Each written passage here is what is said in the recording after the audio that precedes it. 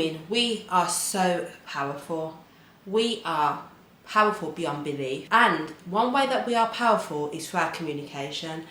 The art of feminine communication is our key to a life where we can have what we want. Feminine communication is so powerful, and if you know how to use it in the correct way, you can move mountains. Let me tell you. So firstly, let's understand what feminine communication really means. Feminine communication is rooted in empathy, connection and collaboration. It emphasises active listening, nurturing relationships and expressing emotions authentically. It's a powerful way to connect with others, and it creates a meaningful and lasting impact. Feminine communication brings forth many strengths that can enhance our influence. So firstly, empathy and emotional intelligence. Most women naturally possess high levels of empathy and emotional intelligence, allowing us to understand and relate to others on a deeper level. This helps us to build trust and build meaningful connections. Next, we have active listening. By actively listening to others, we can truly understand their needs, concerns and desires. This enables us to respond thoughtfully and to tailor our communication to address their needs effectively. So I've always realised that when I show somebody that I'm actively listening, I can see they kind of just want to open up, and they would just talk and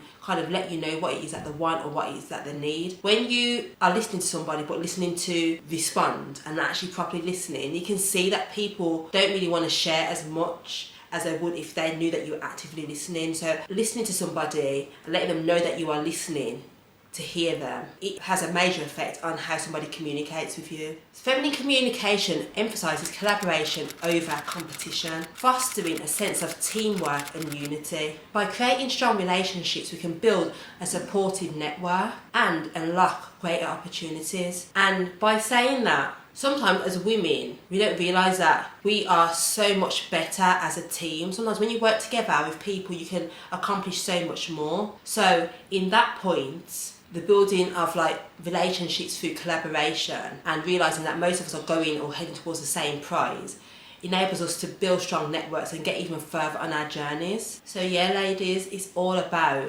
collaboration and relationships as well. And this is gained through feminine communication. The next thing I want to talk about is non-verbal communication and body language. Non-verbal communication plays a strong role in our conversations. As a feminine woman, we can enhance our communication through graceful body language, eye contact, and warm gestures. I've practiced this myself, where I've gone out and the way I've sat, the way I've just acted and spoken to somebody with certain gestures and body language, it kind of helps them to warm towards you. Body language is so powerful, and we don't even realise how powerful it is. So what I'm saying is that when we're out there on the field, talking to people, meeting people with male company, be aware of your body language and see how you can change the way somebody reacts to you through body language. So these non-verbal cues such as eye contact and warm gestures can help to convey interest, attentiveness and respect, making our conversations more captivating and impactful, nurturing authenticity and vulnerability. Authenticity and vulnerability are key aspects of feminine communication. By embracing our true selves and sharing our stories, we create a safe space for others to be able to do the same. So we don't realise sometimes through just sharing that one little story about past experience that might not have been the most comfortable experience, but sharing it allows others to feel comfortable to be able to share their story as well. And that's what a lot of people want. And through feminine communication, through having that kind of nurturing side to you whilst sharing your story, you'll push people to feel comfortable to share theirs as well. And that is one of the elements and one of the nice sides of feminine communication. This vulnerability fosters trust, deepens connections and allows us to impact others positively. I think being a woman sometimes, and I think about, the different elements of us, the different sides of us that we've been blessed with are such blessings, and we don't even realise it at times. We live in a society where you can be who you want to be, and that's fine, but at the same time we've got to realise that God has blessed us with so many sides to us, because a lot of the times we live our lives and we live our days just we're in autopilot. Sometimes you have interactions with people, you don't really think about how you're acting, how you're talking, your body language, your gestures. But if you take time to actually be in the moment and actually focus on how you talk to people, you can have massive effects on people just through your communication skills, just through acting in your feminine, through feminine communication. And when I think about it, it's such a blessing and it's such a beautiful thing. Another element of feminine communication is communicating with confidence and assertiveness. Growing up, I wasn't that assertive. I don't know if it's because I lacked confidence, and when I think about it now, I think I did. I didn't want to say what I had to say. I didn't want to be assertive. I used to be scared that if I says that, then I'm going to have a certain reaction, or somebody might not like me because of my assertiveness. And when I think about it now, that was based on my lack of confidence. But being feminine and a part of feminine communication is communicating with confidence and assertiveness. Often as women, we're made to believe that we have to be submissive and passive, but that is not feminine communication. Feminine communication doesn't imply being submissive or passive. It's about expressing our thoughts and ideas with confidence and assertiveness whilst maintaining empathy and respect. So it's not about just being submissive or passive. And that's what women are often made to believe, that by being submissive or passive is the way to be as women. It's not. You still can put across your point whilst showing empathy and respect. By owning our voices and speaking up teaches others to do the same. It gives them the confidence to be able to do the same. Another element of feminine communication is positive language and empowering speech. The language we use while speaking has a massive impact on the conversations that we have and the way that people translate, so to speak, what we say. As feminine women, we can choose words to uplift, inspire and encourage others. So, we could be having a conversation and you might want to put across how you're feeling about something, but you don't have to use swear words or vulgar words or words that are going to put the person down. You still can speak and put across your point in a way that still has an impact but doesn't have somebody feeling disrespected.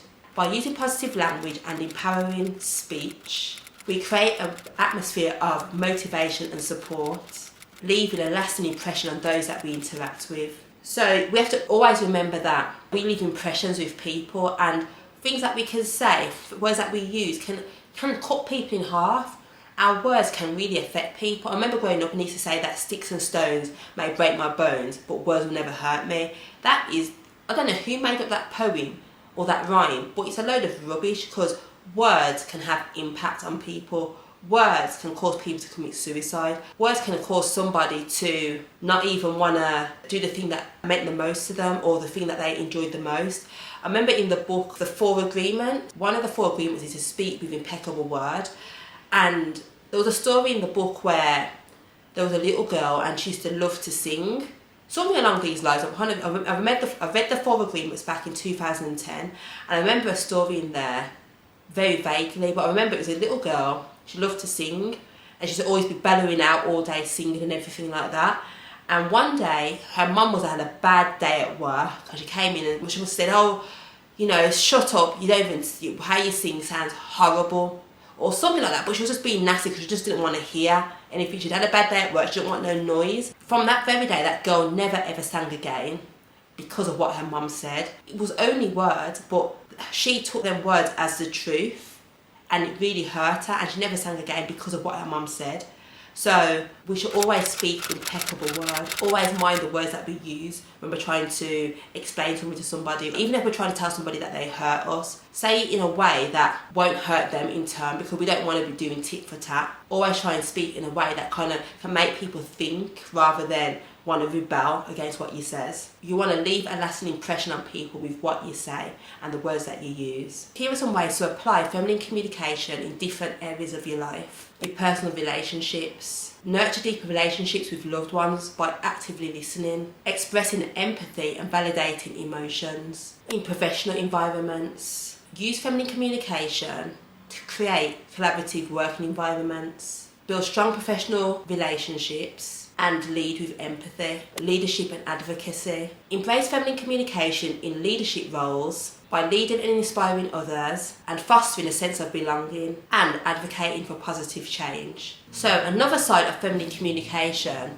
is practicing and cultivating feminine communication. With all the points I've listed above, you've got to know how to practice feminine communication as well, because it's something that a lot of us are not used to or not aware of. So cultivating feminine communication is an ongoing journey, and here are some practices to incorporate in your life. Mindful listening, and mindful listening is a big one for me because I like someone to listen to me and to be actively listening. And there's nothing worse when you're talking to somebody and you've got something that you really need some sort of, feedback on, and they're not listening. And they're not listening. It's, for me, it gets me really upset, especially if I'm in a situation where I need their ear and I need their feedback. The ways to practice mindful listening is by actively listening and being fully present in the conversation and letting the person know that you are fully present. And as well as being present, trying to understand what they are saying and their perspective. Mindful communication allows us to build stronger relationships. When someone knows that you're listening to them, that kind of warms them towards you. That builds trust with you because they can know that you listen to them, that you actually care about what they're saying and expressing to you. Active listening also creates conversations that have lasting impact, because through active listening, that person then feels that they can confide in you and you're actually listening with care. So it has a lasting impact on your relationship or your friendship. The next one is emotional awareness. And through emotional awareness, what we should be doing is cultivating emotional intelligence by recognising and managing your own emotions and also empathising with others' feelings. Another way to practice feminine communication is through authentic expression. Embrace vulnerability by sharing your true self and sharing your thoughts and feelings authentically. And for me, that means a lot, because I know that if I'm speaking to somebody and they are expressing to me, like talking to me about things that have happened to them within their life or a situation they might be in, or it could just be a general conversation, but if I know that that is something that is close to their heart or something that really means a lot to them and they're expressing that with me and sharing that with me, it builds the connection, it makes the connection stronger within you and that person. So these skills can be used within personal relationships with your partner, and also in the workplace. Vulnerability is a big one, and a lot of us can't be vulnerable, and as women, that is a skill that we have, and even though men are probably not as vulnerable as us women, it can be built through trust. And through feminine communication, that trust can be built. The power of feminine communication lies within all of us. We all have the power of feminine communication. It's just that we have to be conscious of it. By embracing empathy, active listening, authenticity and assertiveness, we can unlock our true influence and have a massive impact on the world around us. Remember, your voice matters, and don't ever feel that you need to hold back. Like I said before, if you want to express something, you can do it with empathy. You can do it in a way that doesn't make somebody feel as if you are coming at them in a negative way. Remember, your voice matters, and your unique way of communication has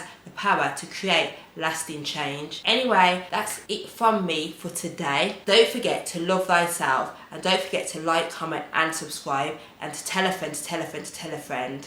Mwah.